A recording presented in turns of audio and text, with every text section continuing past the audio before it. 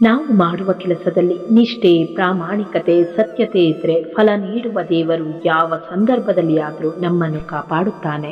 ನೀನು ಎಷ್ಟೇ ಒಳ್ಳೆಯ ಕಾರ್ಯಗಳನ್ನು ಮಾಡಿದ್ರೂ ಅದರ ಆಯುಷ್ಯ ನೀನು ಒಂದು ತಪ್ಪು ಮಾಡುವವರಿಗೆ ಮಾತ್ರ ಇರುತ್ತೆ.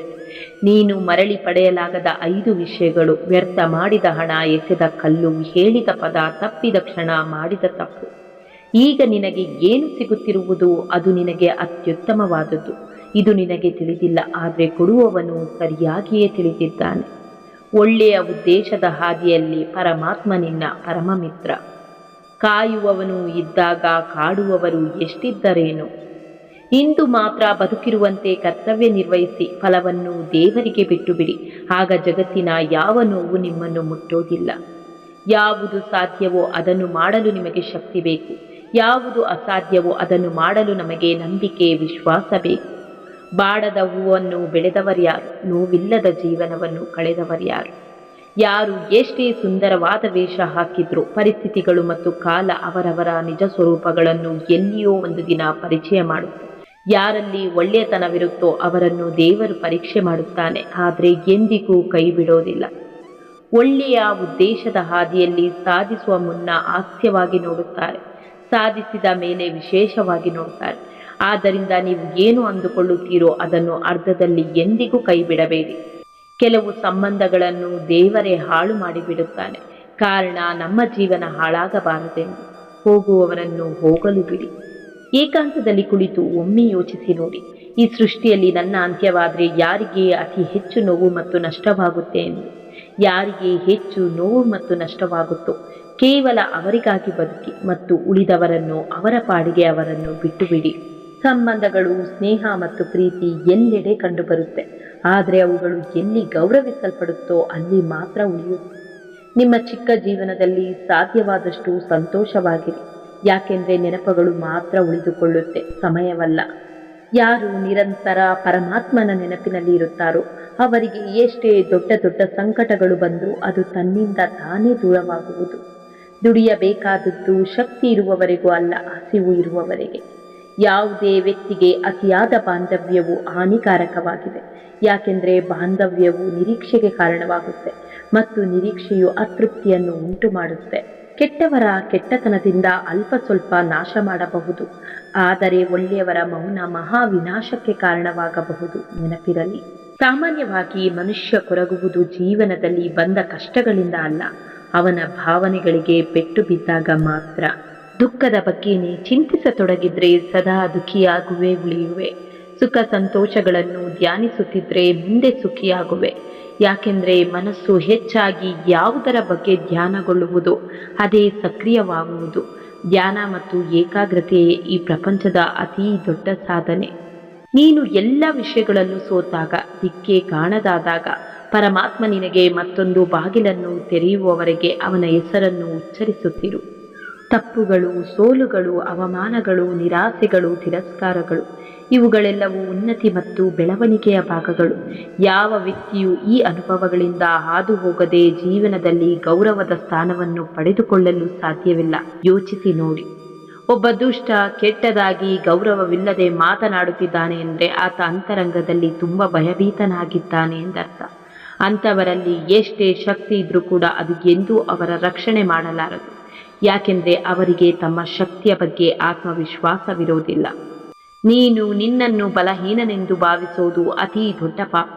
ನೀನು ಬಿದ್ದಿದ್ರೆ ಎದ್ದು ನಿಲ್ಲಲು ಪ್ರಯತ್ನ ಪಡು, ಹೋರಾಡು, ಸಂಪೂರ್ಣ ನಿಷ್ಠೆಯಿಂದ ನಿನ್ನ ಕರ್ತವ್ಯ ಕರ್ಮ ಮಾಡು, ನಿಭಾಯಿಸು. ಉಳಿದ ಎಲ್ಲವನ್ನು ನನಗೆ ಬಿಟ್ಟು ಬಿಡು. ಸ್ವಲ್ಪ ಪೆಟ್ಟು ಬಿದ್ದರೂ ಒಡೆಯುವ ಗಾಜಿನಂತೆ ಮನಸ್ಸನ್ನು ಇಟ್ಟುಕೊಳ್ಳಬೇಡಿ. ಮನಸ್ಸು ಕಚ್ಚಾ ಜೇಡಿ ಮಣ್ಣಿನಂತೆ ಇರಲಿ, ಅದು ಪ್ರತಿ ಹೊಡೆತದಿಂದಲೂ ಆಕಾರವನ್ನು ಪಡೆಯುತ್ತೆ. ಭಗವಂತ ನಿನ್ನ ಪ್ರಾರ್ಥನೆಗೆ ತಕ್ಷಣ ಪ್ರತಿಫಲ ಕೊಟ್ಟರೆ ನಿನ್ನ ವಿಶ್ವಾಸವನ್ನು ಇನ್ನೂ ಗಟ್ಟಿ ಮಾಡುತ್ತಿದ್ದಾನೆಂದರ್ಥ. ನಿನ್ನ ಪ್ರಾರ್ಥನೆಗೆ ತಕ್ಷಣ ಪ್ರತಿಫಲ ಸಿಗದಿದ್ದರೆ ನಿನ್ನನ್ನು ಪರೀಕ್ಷಿಸುತ್ತಿದ್ದಾನೆಂದರ್ಥ. ನಿನ್ನ ಪ್ರಾರ್ಥನೆಗೆ ಯಾವತ್ತೂ ಪ್ರತಿಫಲವೇ ಸಿಗದಿದ್ದರೆ ನಿನಗೆ ಅತ್ಯುತ್ತಮವಾದುದನ್ನು ಕಾಯ್ದಿರಿಸಿದ್ದಾನೆ ಎಂದರ್ಥ. ಮೋಸ ಹೋದೆ ಎಂದು ದುಃಖಿಸಬೇಡ. ನನ್ನ ನಂಬಿದವರಿಗೆ ಮೋಸವಾದರೆ ಮೋಸ ಮಾಡಿದವರಿಗೆ ಮೋಸ ಮಾಡಲು ನಾನು ಯಾರನ್ನಾದರೂ ಸೃಷ್ಟಿಸಿಯೇ ಸೃಷ್ಟಿಸಿರುತ್ತೇನೆ. ಸಮಯ ಸಂದರ್ಭ ನೋಡಿಕೊಂಡು ಖಂಡಿತ ಸೇಡು ತೀರಿಸಿಕೊಳ್ಳುತ್ತೇನೆ. ಪೆಟ್ಟು ತಿಂದಿದ್ದಕ್ಕೆ ಕಲ್ಲು ವಿಗ್ರಹವಾಯಿತು, ಆದರೆ ಪೆಟ್ಟು ಕೊಟ್ಟ ಸುತ್ತಿಗೆಯಾಗಿಯೇ ಉಳಿಯಿತು. ನೋವು ಕೊಡುವವರು ಹಾಗೇ ಉಳಿಯುತ್ತಾರೆ, ನೋವನ್ನು ಉಂಡವರು ಜ್ಞಾನಿಯಾಗುತ್ತಾರೆ. ಆದದ್ದೆಲ್ಲ ಒಳ್ಳೆಯದಕ್ಕೆ ಆಗಿದೆ, ಆಗುವುದೆಲ್ಲ ಒಳ್ಳೆಯದೇ ಆಗುತ್ತಿದೆ, ಆಗಲಿರುವುದು ಸಹ ಒಳ್ಳೆಯದೇ ಆಗಲಿದೆ. ರೋಧಿಸಲು ನೀನೇನು ಕಳೆದುಕೊಂಡಿರುವೆ? ಕಳೆದುಕೊಳ್ಳಲು ನೀನು ತಂದಿರುವುದಾದರೂ ಏನು? ನಾಶವಾಗಲು ನೀನು ಮಾಡಿರುವುದಾದರೂ ಏನು? ನೀನೇನೇ ಪಡೆದಿದ್ರೂ ಅದನ್ನು ಇಲ್ಲಿಂದಲೇ ಪಡೆದಿರುವೆ, ಏನನ್ನೇ ಅರ್ಪಿಸಿದ್ರೂ ಅದನ್ನು ಇಲ್ಲಿಗೆ ಅರ್ಪಿಸಿರುವೆ. ನಿನ್ನೆ ಬೇರ್ಯಾರದ್ದೋ ಆಗಿದ್ದು ಇಂದು ನಿನ್ನದಾಗಿದೆ ಮತ್ತು ನಾಳೆ ಇನ್ಯಾರದ್ದೋ ಆಗಲಿದೆ. ಪರಿವರ್ತನೆ ಜಗದ ನಿಯಮ. ಸುಳ್ಳು, ಮೋಸ, ದ್ರೋಹ, ವಂಚನೆ ದೇವರ ಬಳಿ ಸಾಲ ಮಾಡಿದಂತೆ, ಒಂದಲ್ಲ ಒಂದು ದಿನ ಬಡ್ಡಿ ಸಮೇತ ಕಟ್ಟಲೇಬೇಕು. ಸತ್ಯ, ಧರ್ಮ, ನ್ಯಾಯ, ನೀತಿಗಳು ದೇವರ ಉಳಿತಾಯ ಖಾತೆಗೆ ಜಮಾ ಮಾಡಿದಂತೆ ಕಷ್ಟ ಕಾಲದಲ್ಲಿ ಸಹಾಯಕ್ಕೆ ಬರುತ್ತೆ. ಜೀವನ ಇರುವುದೇ 2 ದಿನ, ಒಂದು ನಿನ್ನ ಪರವಾದ ದಿನ, ಮತ್ತೊಂದು ನಿನ್ನ ವಿರುದ್ಧವಾದ ದಿನ. ಪರವಾದ ದಿನದಲ್ಲಿ ಅಹಂಕಾರ ತೋರಿಸಬೇಡ, ವಿರುದ್ಧವಾದ ದಿನದಲ್ಲಿ ತಾಳ್ಮೆ ಕಳೆದುಕೊಳ್ಳಬೇಡ. ಹೆದರಿ ಬದುಕಬೇಕಾಗಿರುವುದು ನಮ್ಮನ್ನು ಸೃಷ್ಟಿಸಿದ ಭಗವಂತನಿಗೆ ಹೊರತು ಕಣ್ಣಿಗೆ ಕಾಣದೆ ನಮ್ಮ ಬಗ್ಗೆ ಮಾತನಾಡುವ ಜನರಿಗಲ್ಲ. ಗೌರವ ಕೊಟ್ಟು ಮಾತನಾಡುತ್ತಾರೆ ಎಂದ ಮಾತ್ರಕ್ಕೆ ಅವರನ್ನು ಹೇಡಿಗಳು ಎಂದು ತಿಳಿದುಕೊಳ್ಳುವುದು ಮೂರ್ಖತನದ ಲಕ್ಷಣ.